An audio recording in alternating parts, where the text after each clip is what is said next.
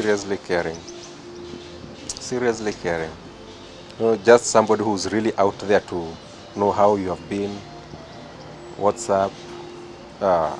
You said you'll go somewhere. Did you go? Did you manage? Has anything come up? And they bailed you out. And she bailed me out. At first, I wasn't looking for character when we met, honestly. So I wouldn't say character. But what I liked is his hair has some curls upper. You know, when he shaves, he has curls. So for me, I liked the curls because at that time, I wasn't even looking for a relationship per se. So I wasn't looking for character, considering the past we'd gone to. But now, he's one person who can, he looks like he's the quiet one. But in the house, my husband can really talk. By the way, he talks until you're like, okay, sawa babe. Yes. So he's good company. So, we went home. We were traveling both home at the Yes. same time. Yes. So she was just there with me, trying to make me feel okay. You know, things are not so bad. We will make it. We'll get home safely.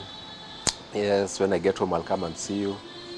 So we just talked through the whole journey, aspirations, what you like, what you don't like, what you'd possibly look forward to. Then I left at Kisumu and I proceeded to Kakamega. So I called her over and she came. In Muliro Garden, I decided, okay, let me make my move. So when we went to Kakamega, when we met in Kakamega, he was like, can I buy you ice cream? Because, I mean, that is what you could afford, you know.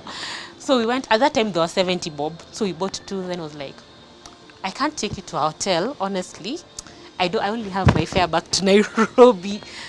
So what we'll do, I'll take you to somewhere. So he took me to Muliro Garden. And at that time, Muliro Garden had its own stories. So we just sat there and then he was like, he didn't have any formula. He was like, can we be an item? Then we were like, sawa, let's try. So I came back to Nairobi +1. Assured that there's hope.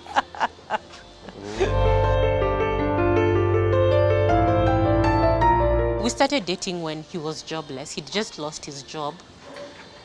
So what used to happen, we were two different personalities because I'd come from also another relationship with someone who was saved. So I didn't want stories what to saved. I was okay with a bad person.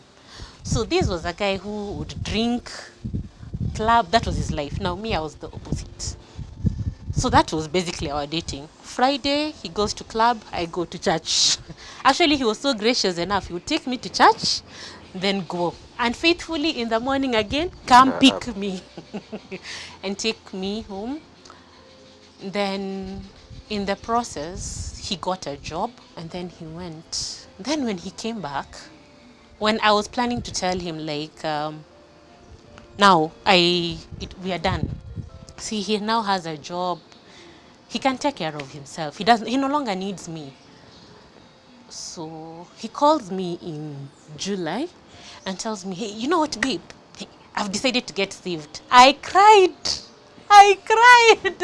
Because I'd planned how I was calling it off, because I was like, now I no longer want to do this thing of, being not equally yoked. So I was ready. So he tells me, he's saved. Hey, we are still there.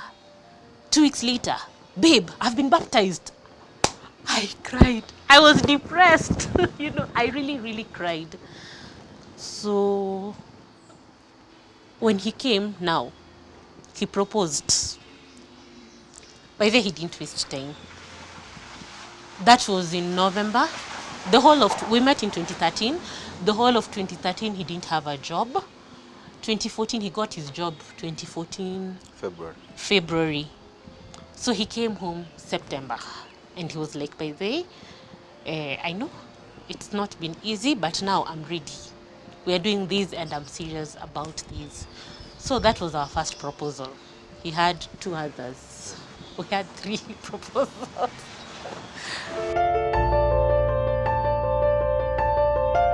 The first proposal, there was no ring.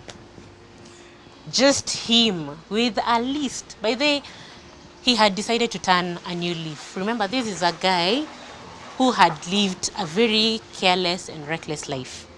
So when he comes, he is so... I hadn't told him I was planning to break up with him. So he came with a yellow foolscap. Do you remember? Yeah. He came with a yellow foolscap. He'd written there all the ladies he'd ever been in a relationship with, and even those who he'd tried to get, you know, all of them. He had them on the paper and was like, by then now, this is me. This is my past. Utanikubali ama. That was his ring. The second proposal, he took me to, where? Ololua. And he was like, now he has money. And he bought my first engagement ring and he proposed. We were doing a photo shoot.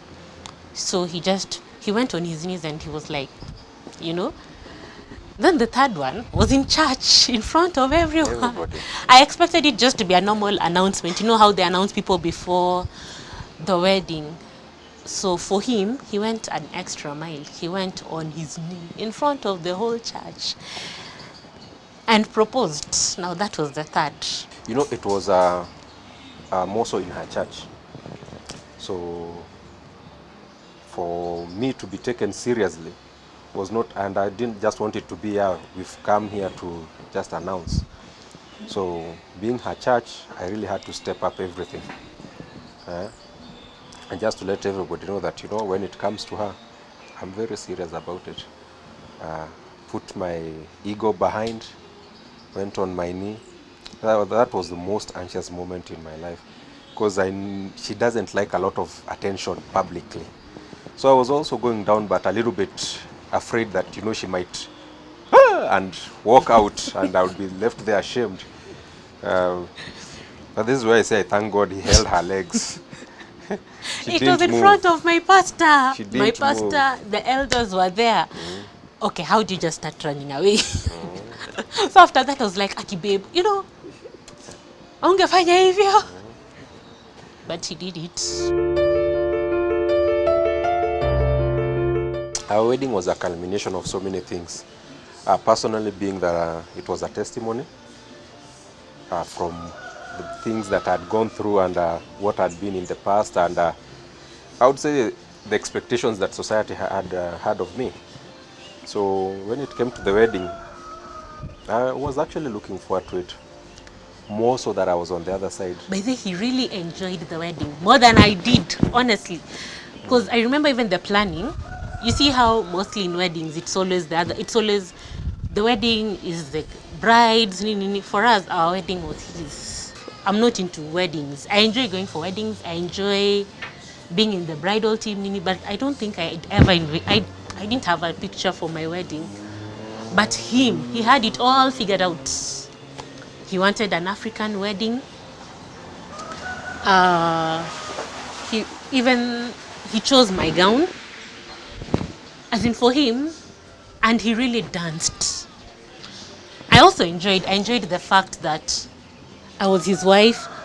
I enjoyed that I was seeing everyone. You know, I enjoyed that I was getting married to him. You know, but now my gown stopped fitting me on the wedding day. Because of his excitement of the wedding, we bought my gown 1 year before my wedding, when I was weighing 48 kgs. By the time I was wedding, I was 94 kgs. Actually, during my wedding, people thought I was pregnant. And then my shoes could no longer fit, because my shoes again were bought a year before. By the way, this guy, he was ready. You plan for it and you do it. Then we also have a very nice team of people working around us. People who are seriously for the wedding. Not just there because it's another wedding. We had a very nice team. And he really worked enjoyed in my absence. And he really enjoyed the dance with his best man. Yes. You know, our best couple really, they went out of their way, yes. You know. And they, like for him, his best man would tell him, like, you know what, let's dance. And, you know, they kept dancing. So for us, it was more of a conversation during the vows and everything. actually, for the vows, he cried. He really cried. And I was like, okay, I don't have tears. You know me, I'm a tomboy.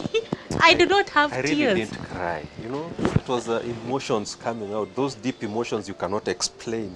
Eh, You know, it's not crying. Crying is when you're wailing. I was just expressing my happiness through tears. later on, he was like, this has been God. As in, for us, our wedding was purely God. We were able to pay all the service providers by December the year before, and the wedding was end of February the year after, and we had cleared. We were there. We were done. So just being there, and I remember one thing that happened. When it came to the vows, we had planned our vows. We even had our vows, I think 6 months before the wedding. Hey, and then Martin calls me and he's like, you know, Johnny has said it's better we do other vows, which I came to appreciate those vows. The vows he said, because, you know, they were from the heart and they were signifying that day. And they were just saying what was in his heart at that time. And the things he said, I was like, you mean you also have that side of you? He was very emotional. Romantic. Yes, romantic. You know, he was very emotional, and he was speaking from, because it's more of, he was speaking to God. He was talking to God about me, and I really appreciated it. Our first year was the toughest. We used to fight, and we really fought, because we are two firstborns. You know, he's a firstborn, I'm a firstborn. Then we've met. Gosh. Yeah, big fights. Big fights, you know. She even up to at night, she leaves the house. And, you know, we were living on first floor. So I would, because I need his attention, and he's sleeping. So I would just provoke him. Then at midnight, I go, jump over the balcony from first floor to ground floor. Then I would start running. Then at that time, again, I call my best maid. I'm like, sis, Martin. I start cursing about Martin. So, because I used to think I would run to my best couple's place. Now, the best man calls Martin, hey, can you go look for your wife? Yeah. So, me, I'm running on my foot. Him, he's running in a car. In a car. We are running at midnight. You get to where she turns. By the time you're making a U-turn, I've gone. You know. And we used to run. In fact, for a very long time, we used to tell our group of friends that, hey, we used to say night running. Yeah. And, you know, so our best couple would come. They really helped us through. Yeah. They would come, we talk. Only to find that there's nothing big. And, you know, we used to go in circles because, again, we are two firstborns. And then Martin believes I'm a daddy's girl. But you are. So I'm seriously still trying to snatch her from her dad. Daddy did not say like that. My dad never did this to me. No. So our issues at first were, you know, just trying to adapt. Because you see, these are two different personalities. For him, he wants things done this way. I also want my things done this way. So when he came back, we had to agree. He told me, now, let's agree. Between you and me, who is the man? You know, we can't be both men. So between you and me, who is the man?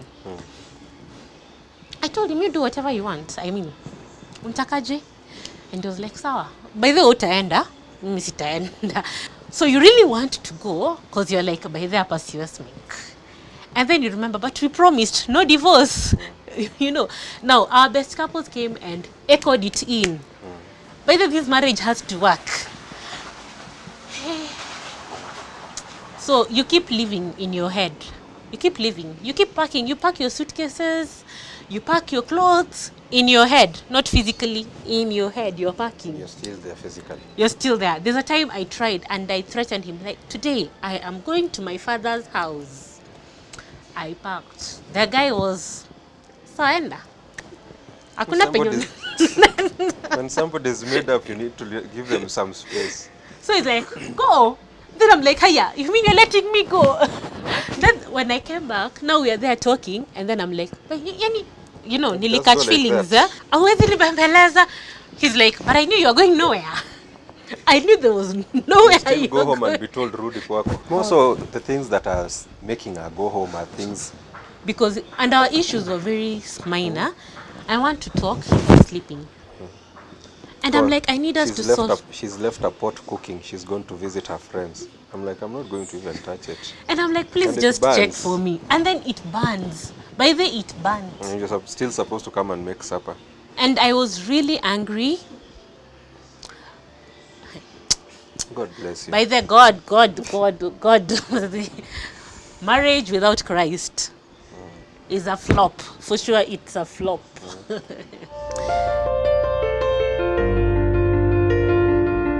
We see each other after every, how long?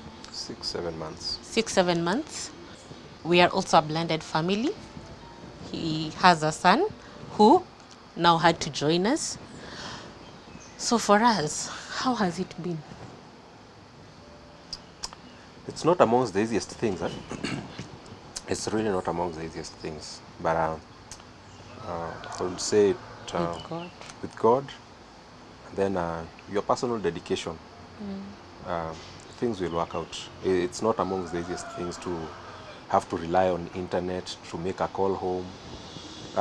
You know, literally everything that moves around the house, you get to know about it after it has happened. I remember there's a time there was a blind spot, like dark spot in the house. I was like, what is going on? Only to be told, yeah. There's a light, the light that is usually in the stairs, it's out. So that light had to wait for like 6-7 months for me to come home to just change it. You know, Yeah. it's not easy. And then when you have issues that you want to solve, like right now, it becomes more of a challenge. Because, you know, when you're one-on-one, you can be able to reason together. But on the other side, when you're relying on internet, there are some words that you'll say that she'll not get. She'll get part of the topic or the sentence, and then the rest just goes out. And doesn't really make things easy. But seeing that we were friends before, even though sometimes it's, you know, just so bad, you know, you kind of lean on the friendship part of the relationship. I know that whatever happened might have happened, but it wasn't intentional. So you are hurting, it's okay, but you know, you look forward to the good times that will be ahead. Yeah, I think basically we try to do everything together despite the distance, right? So, like when I'm going to town, I try to make him also have a feel of the traffic. So I tell him, okay, I'm now at the airport, I'm now on Mombasa Road, I've gotten to town, I've bought these. Then you know, like when we are buying things, I send him a photo, so we both agree on what we are buying. We try to do devotions together, we pray together, we try to talk on whichever platform we can get. Like we've downloaded all the social apps. We have WhatsApp, Facebook, Viber, Skype, what's that? GeoSafari. GeoSafari, all of them. So that if one fails, we have these and An these and alternative. these. And I think, as he has said, you know, just God. It's been God all the way. From, I think that's the only constant factors. These others keep changing, but God has really been faithful. He's really directed our paths. And for us, even our marriage, I remember we kept reminding each other, our vows were not to each other. Not to God. Our vows were to God. So we choose to make our marriage work, not for ourselves, but for the glory and honor, you know, to God. So, like, he keeps reminding me, like, even yesterday when we were driving, and he would tell me, no, don't trust me. Trust God. Yeah. So for us, everything we attribute it to God. Before we do anything, we ask God, okay, will God be glorified in this? Will this bring glory to him? Okay, if I talk to him this way, will it bring glory to God? So our marriage is also our accountability and our responsibility to God. We do it, we choose to make it work because of Christ.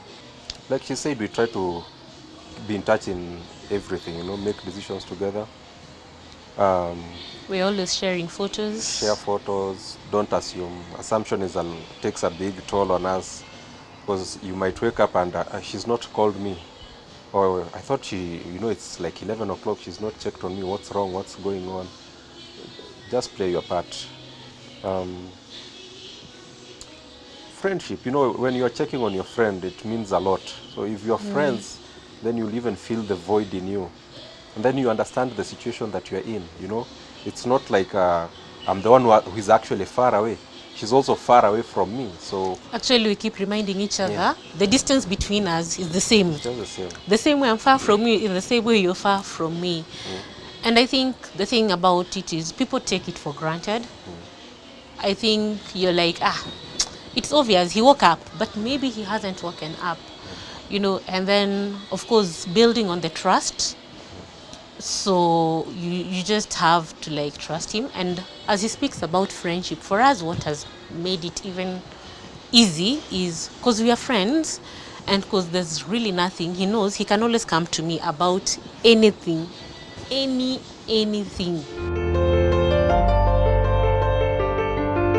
We've learned not to assume anyone's expectations.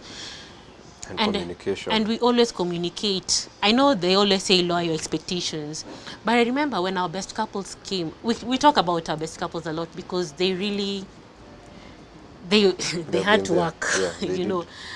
And you know, we were just strangers and they just took us in. And when they visited us, they told us, no, don't lower your expectations. You know, what is it? I don't remember what they say, but they kept saying like this. I can't remember the exact. Yes, work around them, yes. So for us, we've learned to work around our expectations. I really try 100% to meet his expectations. And when he knows I can't do it as perfect as he wants, but I try because and you know what is there. Yes, when I try, he'll see. When he tries, I genuinely see he has tried. You know. When you have you've gone through the right dating, not mixing it with anything else, then it grows you. And then you get to a point, my faithfulness to her is not because she's here with me. Actually, my faithfulness to her is when she's not around me. So if you know, and she's not doing it because it's a threat or I'm threatening her, she's doing it out of her own free will. Then when somebody does something out of their own free will, it becomes easy for them to do it, other than when you're actually threatening them. She's doing it, I'm doing it out of the respect I have for her. How do I show that I respect her? By me doing those things that I know she expects of me. Then you know, they're just those responsibilities you have in marriage. You don't do them for anything. You're doing it because it's your responsibility. You're not in marriage, you just have to be faithful. That's why you went to the altar and said, you know, God, this is the one you've given me. Thank you for her. And I'm going to keep until death do us apart. So it was not just words. You have to mean those words now more than ever.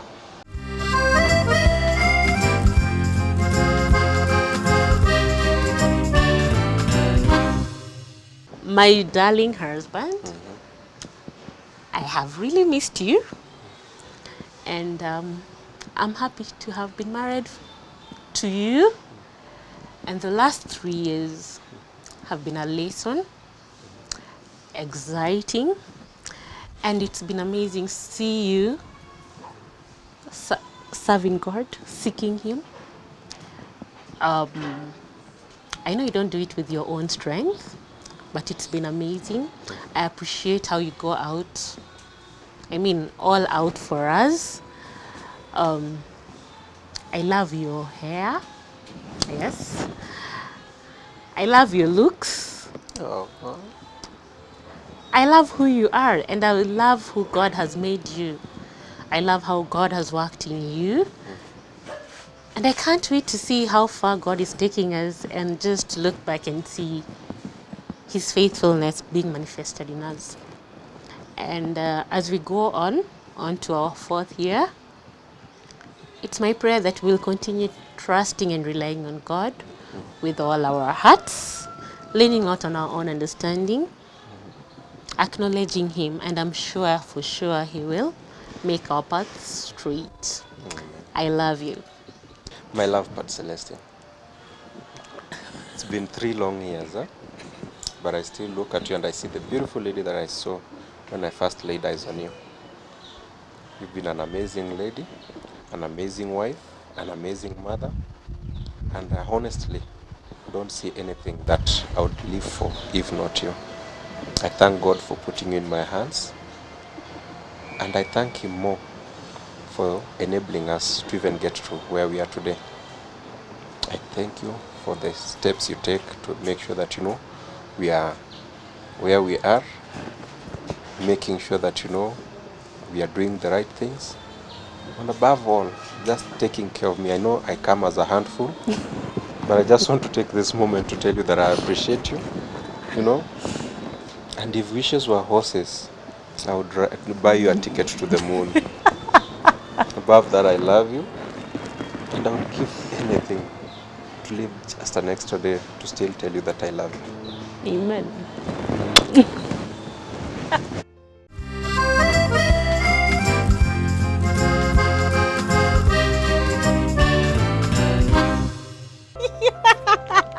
No, this is a scam. Money has been poured. Money has been poured. Works despite the distance. If you put your mind to it and have the right attitude with Christ, for sure it works. And it's beautiful and it's an amazing institution. Our last words would be, when you put your mind to work on anything, don't be distracted. Work on it with everything you have. And when you're doing that, God definitely will see the effort you're putting in it, and He will, He will reward you. So when the reward comes, it's going to be such a great time. It's going to be a great feeling. It's going to be a great achievement. Just don't go into it half-heartedly. Yeah. When you decide you're doing it, do it and do it until you have nothing more in yourself to do it. Yeah. Then And nothing in Christ ever fails. Ever fails, Nothing.